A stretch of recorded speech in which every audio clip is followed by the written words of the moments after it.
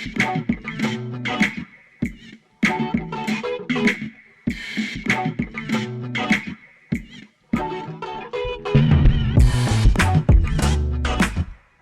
is Camp Countdown, a Toronto Maple Leafs podcast series. I'm your host, Kyle Cushman, and on today's show, we're talking all about Timothy Liljegren.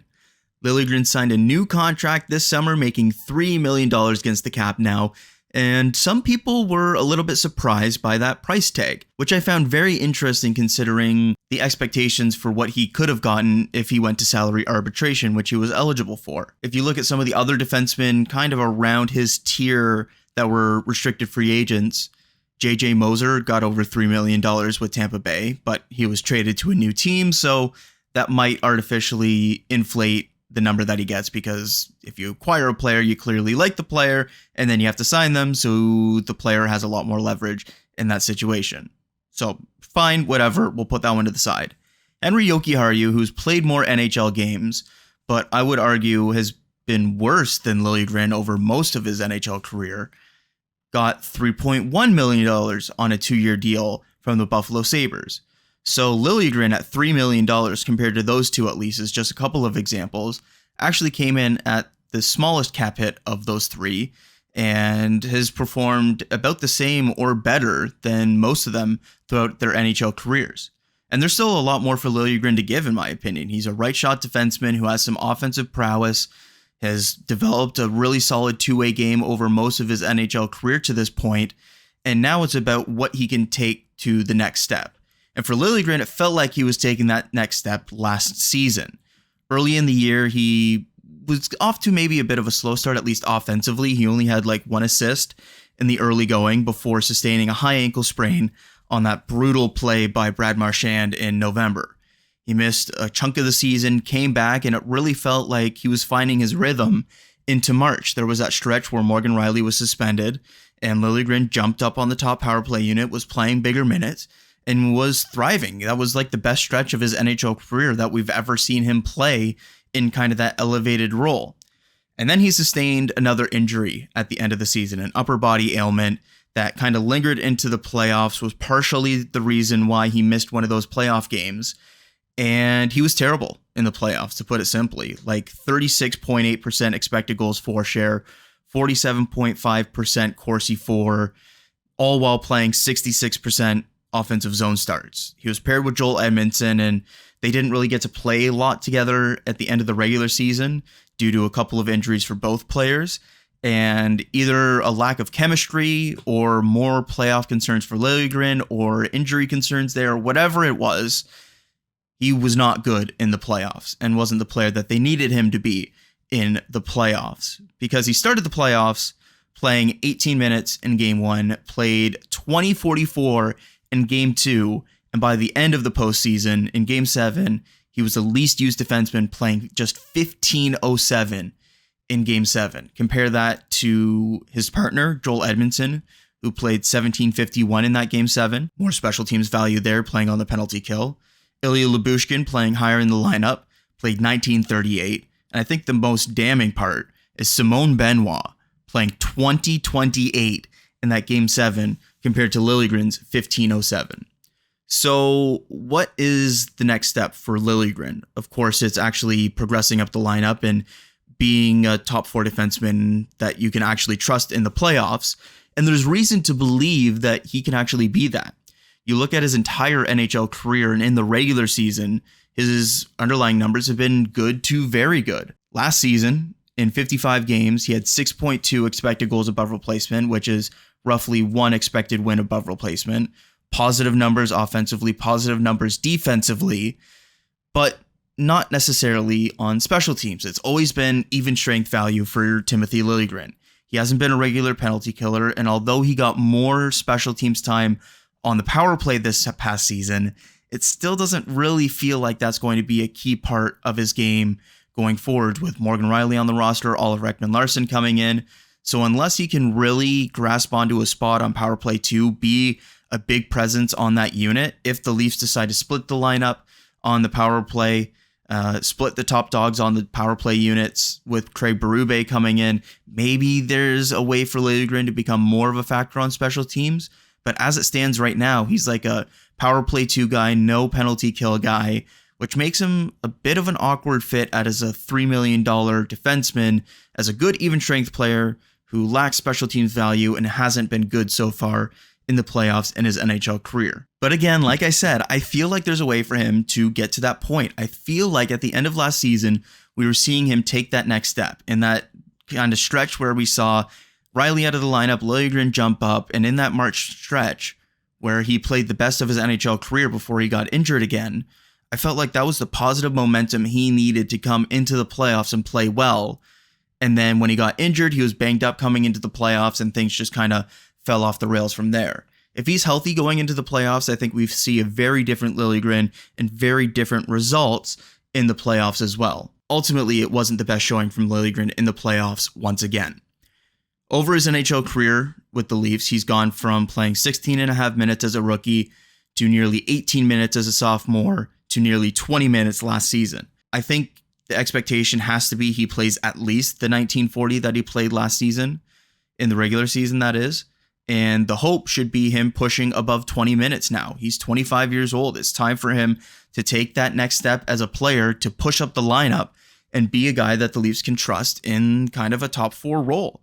Last season, his most common partners were Mark Giordano, 208 minutes with him, positive Corsi for, positive expected goals for, really good results with Jake McCabe actually in 206 minutes there, 54.7% shot share, 62% expected goals for share, those numbers from Evolving Hockey, and played a little bit with Simone Benoit as well, just 43 minutes with him, and those minutes were pretty brutal. So going into next season, I think the expectation needs to be that Liljegren, for starters, can stay healthy. The high ankle sprain was a fluky play, a bad play by Brad Marchand. We all know what happened there. The upper body injury at the end of the season, really tough timing. It resulted in him missing 27 games in the regular season and 1 game in the playoffs. And Liljegren actually mentioned it after he signed his contract and talked to the media. He said that some of those injuries derailed his development this past season.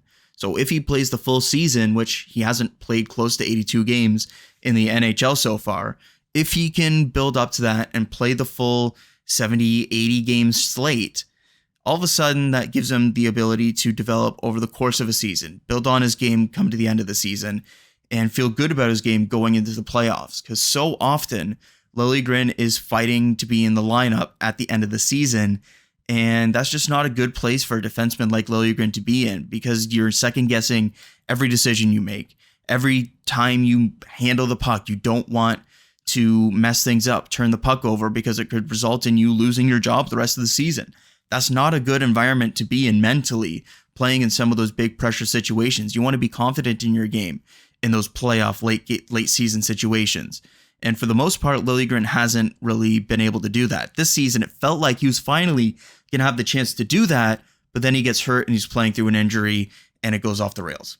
So for Liljegren this upcoming season, like I said, the goal really needs to be to stay healthy, push towards 20 minutes and past that 20-minute mark, be more of a consistent guy on power play 2, which he started to do last season and played well in some of those minutes. But the big thing is who he's actually going to play with this upcoming season. For me, I think the obvious partner is Oliver Ekman-Larsson, and I think there's a lot to like about that potential fit between the two. I think you look at coming into the season, depending on what happens with the Yanni Hakanpää thing, as OEL with Liljegren as one pairing, and Simone Benoit with Jake McCabe as the other pairing on kind of that 2A, 2B situation where one is more offensive leaning in the OEL Liljegren pairing and one is more defensive leaning in the McCabe and Benoit pairing. And then obviously you have Morgan Riley with Chris Tanev at the top of the lineup. And I feel like that's the best fit because last year with the Panthers, and I'd recommend going and checking my full show on Oliver Ekman-Larsson for more on this, but his main role was as a third pairing defenseman who could jump up higher in the lineup as needed, but his main role was to play on a third pairing. I feel like that role fits best with how the Leafs are most likely to use Liljegren this season, and so that means that those two can pair together and play together in advantageous situations in the offensive zone.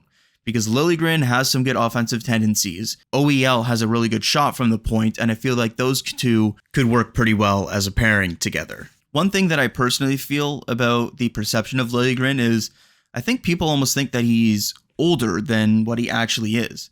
Liljegren is 25 years old. He'll be 25 for the entire season, essentially. He doesn't turn 26 until the end of April. He's played 3 NHL seasons, but has been in the AHL since 2017, since he was drafted. And I feel like because he came to the AHL so early on, like most players drafted in 2017 didn't play AHL games until 2019-20 when he was already playing NHL games. I feel like that is kind of almost skewed the perception of Liljegren to expect him to be more than what he is at this point. And yeah, sure, it would have been great if he was a legitimate top 4, almost top pairing guy like 2 years ago at 23 years old. He was playing top of the lineup when was great. But that isn't the reality here. He's had some things to work through at the NHL level. He's also had some things to work through in terms of the coaching staff and working with Sheldon Keefe basically his entire professional career in North America, both with the Marlies and with the Maple Leafs. And working with one coach for that long, especially them seeing you at such a young age, you almost get this idea of what the player is, and you're a bit gun shy to use him in other situations. So maybe some fresh eyes in Craig Berube could help Liljegren find a bigger role this season. But for Liljegren, getting back to like the development point, always we see some prospect fatigue. It's the term that I use when people are ready to see a prospect or a young player take a step that either they haven't done yet or they're ready to move on from the player because they haven't taken that step yet. And for Liljegren, for so long, people have been ready to move on from him. Even when he was with the Marlies, kind of not being the guy that they expected him to at whatever age in the NHL, being a good third pairing guy, but not maybe taking the step that people were hoping for into a top 4 role yet. And so much of that is back to him being around for so long and people just kind of either expecting more from him or being ready to move on from him. He's played NHL games in 5 straight seasons, but has been an NHL regular in 3 seasons. He hasn't hit 200 NHL games played yet. He's at 196, and he's played 13 postseason games. So much talk about NHL defensemen is how it takes time for them to find their game and kind of find their role in the NHL. And the talk is always like 200 NHL games. That's when things really start to click. And I don't know if that's true or not, but for Liljegren, it feels like that's pretty true. He started to find his game at the end of last season, got hurt, derailed things. But it feels like with a healthy season, Liljegren could be a guy that surprises some people this upcoming season. And I hope we really see it because I still really like the player. I think it's an awesome development story that he's still with the organization because there's a lot of players that probably wouldn't still be with the Leafs, honestly, in past seasons. You just look at Rasmus Sandin, who was traded and things like that, where Liljegren so many times could have been traded to somebody else and flourished in a different organization. He still has the chance to flourish with the Maple Leafs, and I hope he does. There's a lot of focus about how the St. Louis Blues have consistently had such a big defense core with Craig Berube there, and that's definitely true. You look at Alex Pietrangelo, Colton Parayko, Jay Bouwmeester, Joel Edmondson, like all of those types. Nico Mikkola was there for a while, and that's perfectly fine. But they've also used quite a few average to below average sized defensemen in his time. Torrey Krug played over 200 games with Craig Berube, put up 120 points in that span, and played over 20 minutes a night. He's 5'9". Like, he's not some 6'5" giant. Vince Dunn is the big one where he played a bunch in St. Louis under Berube and was kind of pushed out by Berube as well, where the Blues weren't willing to give him that opportunity to play higher in the lineup. In St. Louis, he was taken in the expansion draft and flourished in Seattle afterwards. That's like the concern, is where it could be like a Vince Dunn type where he doesn't get the opportunity, then he becomes that top of the lineup guy somewhere else. And ultimately, if things don't pan out this season, then you just kind of have to give the guy the opportunity somewhere else and get some value back and clear $3 million off the books, and there you have it. But I really do hope that we see, under a new coaching staff with potentially a new partner in Oliver Ekman-Larsson, that we see Liljegren take another step.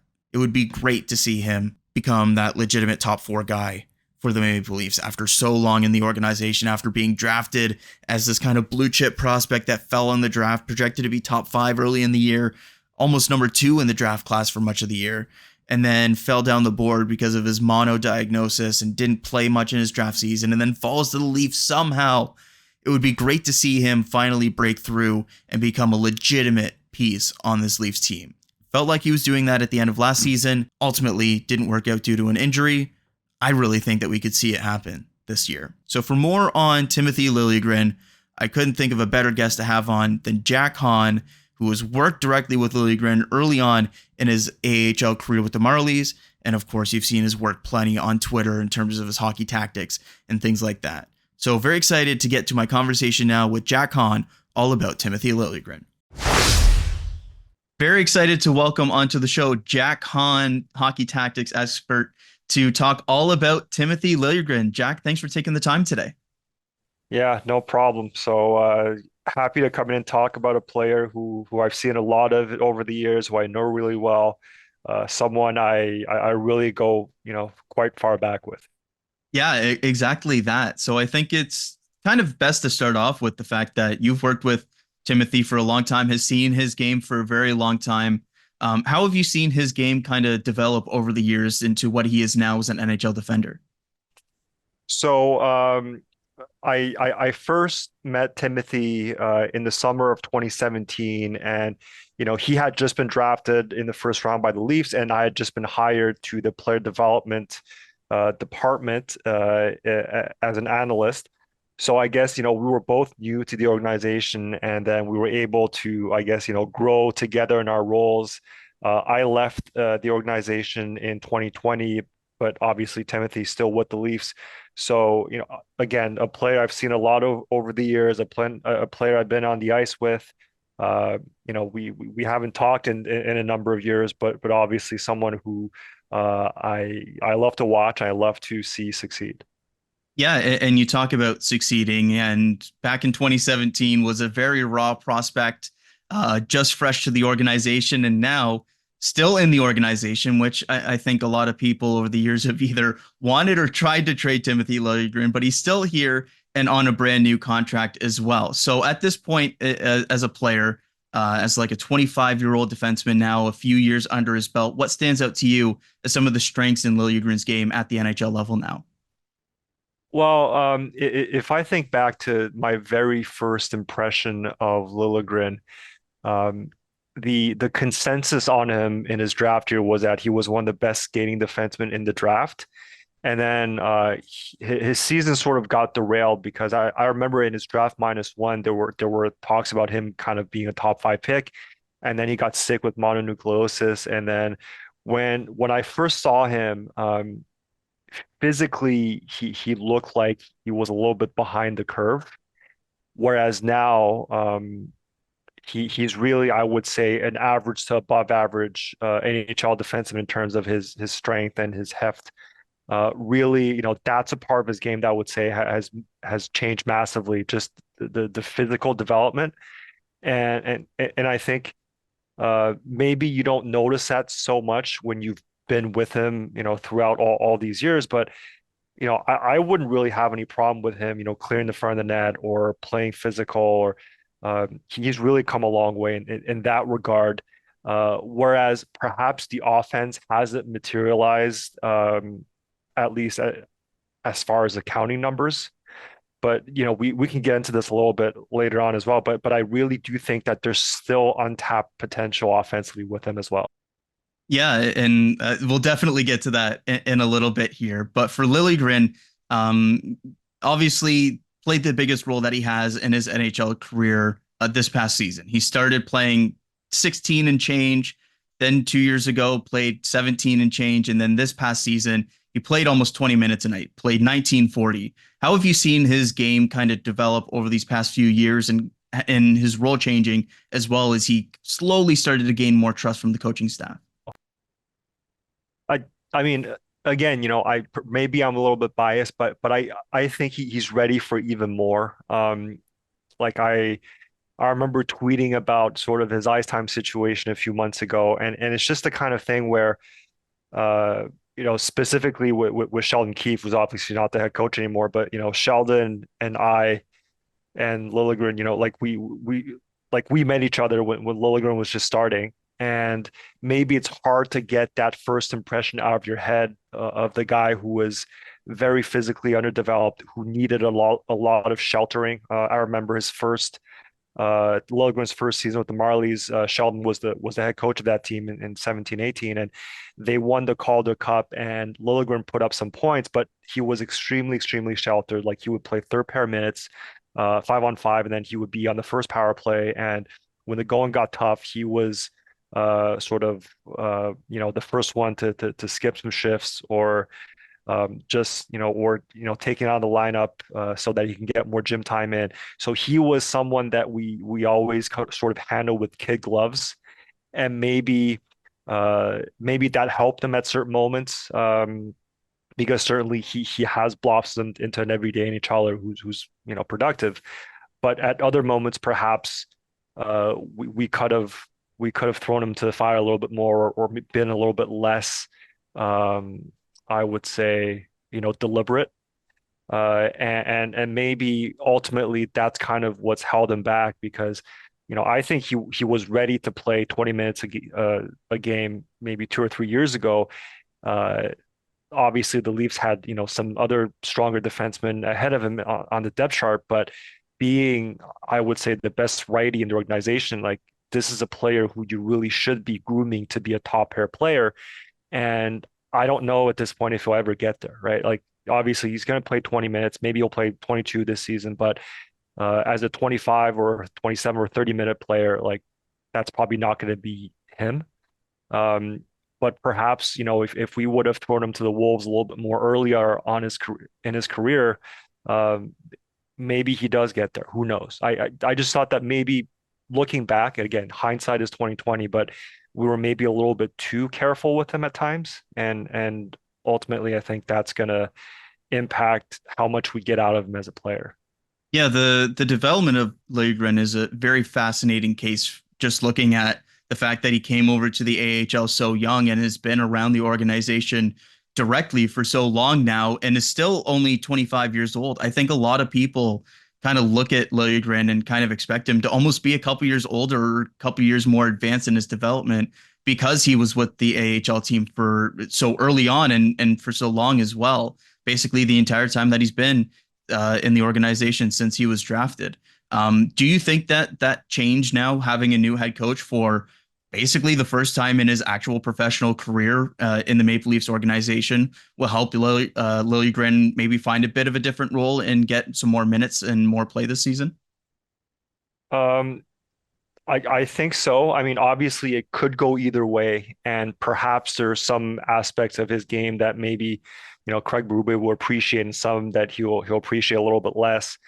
But I just felt like the relationship as it was had kind of run its course. And the example I used was, if you're dating somebody for 7 years and you have no intention of marrying them, then what are you doing here, right? Like if you draft this player in the first round and you develop him but you never really give him extended looks in the role that you anticipate him to be in, then there's going to be disappointment and maybe even resentment on both sides, right? Because Liljegren, I think, he expects to be a go-to player, a top pair guy, a power play one guy, and the Leafs expect him to be all those things, except for whatever reason, like it's never happened, right? And I think we see it in lots of other cases where defensemen maybe they do okay, right? But then they go into another situation and really blossom. Like I think the first example that comes to mind is Devon Taves with the Islanders, and when he gets to Colorado, he gets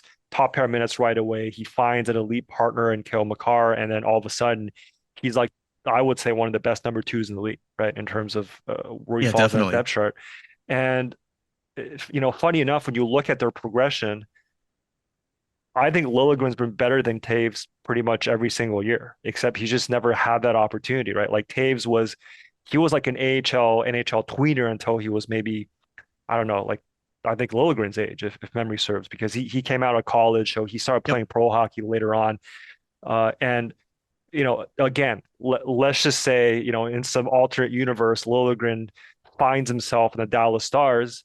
I could see him playing, top pair with Miro Heiskanen on the left side. I could see that. Like those two guys would be a great fit with each other.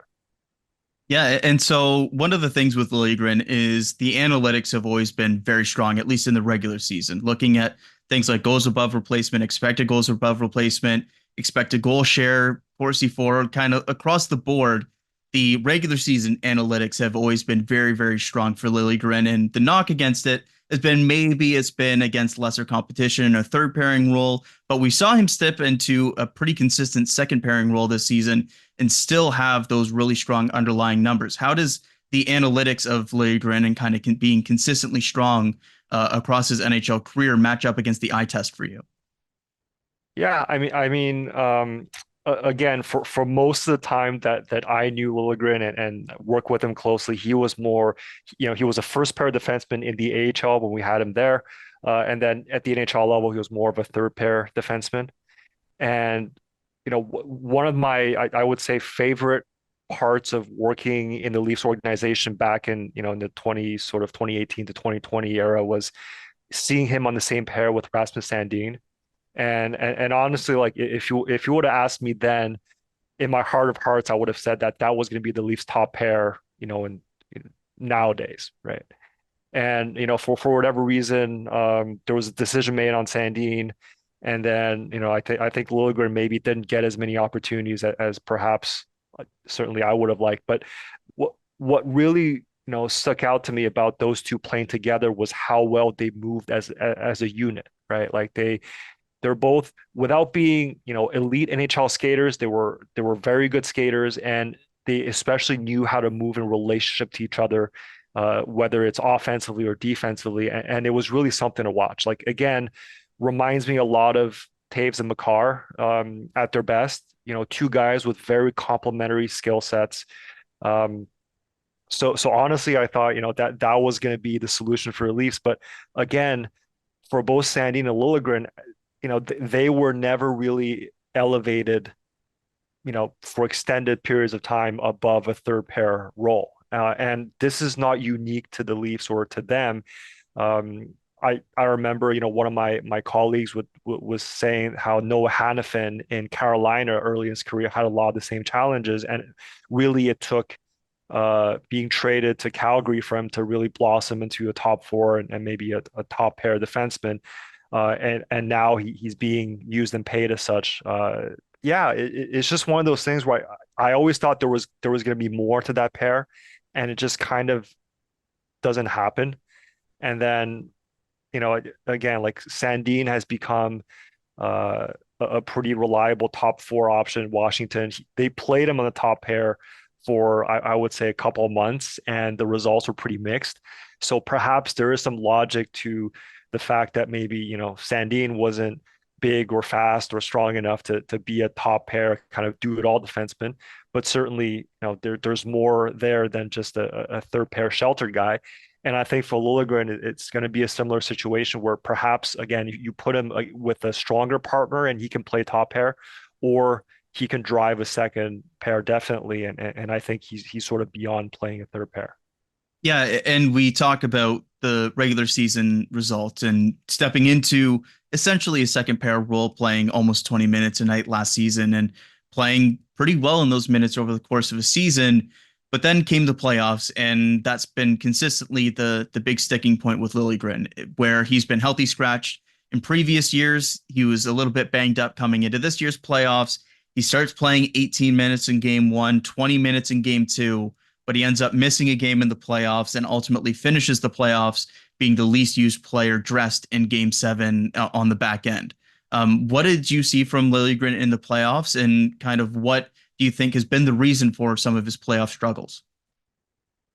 Well, okay, so there's two things. Like I think legitimately, Liljegren's got some weakness in his net front defense that does get exposed a little bit more in the postseason. But on the other side is there's sort of this feedback loop where if he's going to be the first one getting benched whenever something goes wrong, then that's not good for the player's confidence. And if he's playing less confident, then his gaps are going to be looser. He's going to be less aggressive in his decision making, and that hurts him arguably more than any other defenseman on the Leafs roster. Like like I think we saw the same playoff series where basically like Joe Edmondson was going to get his ice time regardless, right? And Simon Benoit was going to get his ice time regardless, and these other guys who I think objectively speaking are not as good as Liljegren, in terms of being two-way defenders, first of all, and also they're not righty, so they're playing on their offsides. So again, it's like some of it is just the relationship getting maybe a little bit stale, and again, maybe a fresh start under a new coach and having just the new contract help as well, because now it gives them a little bit more financial sort of security. Um, but again, perhaps we're going to see that next year, which I think is there. Yeah, and one of the things that led to the situation, at least in the playoffs and also late in the season, was some injury woes. And it's something that Liljegren talked about a little bit after signing his contract. He said, I feel like I grew a little bit offensively last year, took more responsibility offensively, and maybe got a little bit sheltered defensively. I want to mix those together, be a good two-way defenseman, and then said that the injuries kind of early in the season with the high ankle sprain. He came back from that, started playing well into March, and then had an upper body injury that kind of mixed things up at the end of the season as well. And he said that that kind of hurt his development over the course of the season as well. How does that quote kind of hit your ears? And what are your thoughts on maybe some of the injury things kind of derailing some of his positive momentum this past season? Yeah, I mean, he's a player who over the years has just gotten a lot of not freak injuries, but certainly just non-recurring, A different little bit body parts. fluky, yeah. Yeah, and I remember like the flukiest thing ever was I think it was his first year in the AHL with us, and he was coming back from an injury, and then we were going to send him down to the ECHL to play one game with Newfoundland, one game, right? And then so we sent him down, and we're thinking, okay, he's going to get through that game, hopefully not get hurt, and then come back to us. And then, so what does he do? He gets hurt. But it's just one of those things, right? Like you can't anticipate that, and certainly I think pretty much most season he's been a pro, he's missed, anywhere from 5 to 10 games just with like a variety of little things. And those things they do hold you back over a long term, because it's like if an injury takes you out for 5 games, then it's going to take you 10 games to get back into the flow of things, right? So all of a sudden it's like you haven't played 100% half the season, if you're out with a couple of things throughout the year. And that really hurts for a player who's growing to his body, growing to his game, but also growing into a role. And again, it just feels like his trajectory has sort of gotten flattened out by all these sort of, unavoidable or sort of, uh, situational things. And again, if we're talking about him being a 20-minute a night player at age 22, like he'd be doing great. Except now at 25, it's like it's getting late early here. You know what I mean? And Yeah, then totally. to the other part, of what he was saying, like there was that 5 game stretch where Morgan Riley got suspended for Yep. cross-checking Ridley Gregg in the face.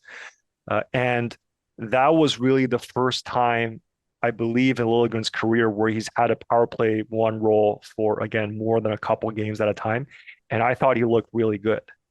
And there's a couple of things that he has, um, that makes him, I would say, arguably a better power play one quarterback than Riley, which is, first of all, uh, I like how Liljegren handles the puck because he has it more on his side. Like Riley sort of has his habit of exposing the puck in front of him, which makes him a little bit more risky when he has to beat somebody up top. Whereas Liljegren sort of is able to set the puck in his hip pocket and be more deceptive and not get poke checked so easily. But also, I personally find that he's a better shot threat from up top. So, he's not a guy who's going to overshoot the puck necessarily, but once in a while, when the power play needs a different look, um, and especially, with the puck coming from right to left, like he's a one-timer option. He can sift that puck through with a wrister, and that's a dimension that isn't quite there with Riley, being a left-hander, but also someone who hardly ever shoots the puck. So anyway, to my eye, in those 5 games, I thought Liljegren did really, really well. But again, obviously Riley comes back and then he gets pumped down. And on a second power play, it's hard to get those looks. And I thought Liljegren's been okay, but again, I think there's this next gear that's available if only he can get onto the top power play with all of these players. Yeah, and we talk a little bit about the special teams there. And for the first time, really, he got at least consistently on the second power play unit, was consistently a guy on that unit. And you mentioned that stretch where he got on the top power play unit and looked pretty strong in that role. What do you see as Liljegren's power play value going forwards? Can he be somebody that is consistently on one of those two units? Because there's obviously Morgan Rielly there, but also Oliver Ekman-Larsson coming into the team now this training camp and into this season, who ended the season in Game 7 of the Stanley Cup Final as the top power play quarterback for the ultimately Stanley Cup champions. Yeah, I mean, you in the show notes that you sent me, you said you wanted to talk about OEL, and I guess now is a good time to talk Yeah, about OEL. Obviously, I think a lot of fans remember him as a guy who was very good with Arizona early in his career, and then had some struggles in Vancouver, and then last year had a bit of a comeback. And there's a few things about OEL that I think are interesting because if you kind of have to think about a modern defenseman, OEL is not really that. He's a guy who I would say is low key like a pretty bad skater for being like a Swedish defenseman who was an all-star. Like if you really look at his skating objectively, like I don't think he moves very well. But again, he has a couple of qualities that are really maybe underrated in today's NHL, which is from the point, he's a really accurate shooter. He's a guy who consistently gets double digits in goals, which as a defenseman is actually surprisingly rare. Like if you use 10 goals per season as the benchmark, like you'll see that there's, I would say, less than 35 or 40 defensemen in the past years who are close to averaging, again, double digits. And Ekman-Larsson is one of those players. So, he can get you a few more goals per year just getting a shot through from the point, which is something that definitely, Rielly and maybe Liljegren, like players like that, like they're not going to get you. Ekman-Larsson is just a better shooter, but also, fairly accurate passer, good poise with the puck. Again, not the best mover. Um, I would sort of compare him to Evan Bouchard. Bouchard is a younger, better version of that, but just someone who, again, uh, gets his work done more as a passer and shooter versus a puck carrier or a defensive skater. yeah, and so looking at how Oliver Ekman-Larsson could potentially play with Liljegren, how do you think those two could potentially mesh as a pairing? Because looking at the projected roster right now, looks pretty obvious that it would be Chris Tanev with Morgan Rielly, Simone Benoit, and Jake McCabe had some good minutes together last season, and that is a logical pairing to keep together. And then you have the two Swedes here in Ekman-Larsson and Liljegren that could potentially be a match as well. Yeah, I mean, it's hard to say how well things could work out just because you need to see it in real Right. life, right? But I think there's certainly a contrast in skill sets because again, Liljegren is going to be the guy who's um, the better skater, the better mover.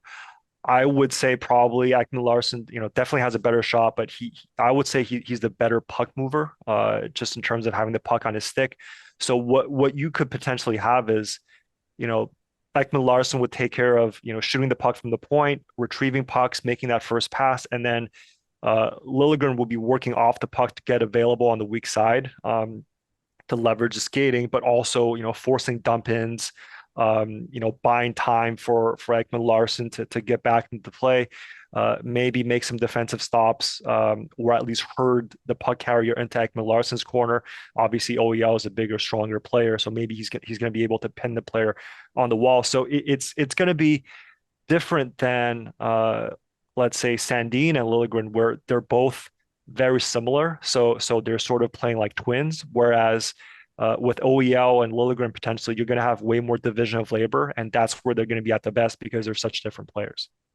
Yeah, and so one of the big factors for Liljegren coming into this season, you mentioned it a little bit earlier, is that new contract. He was making 1.4 million against the cap in previous seasons, now making $3 million. There was a bit of sticker shock when that contract came through, which I was surprised about, considering Henry Jokiharju ends up getting 3.1 million. JJ Moser signs for a little over 3.3. Very comparable players in terms of NHL experience, production, minutes, those kind of things. And Liljegren comes in as the cheapest of those three, just using a couple of examples there. What were your thoughts on the contract Liljegren signed, and can he be a $3 million player in this lineup?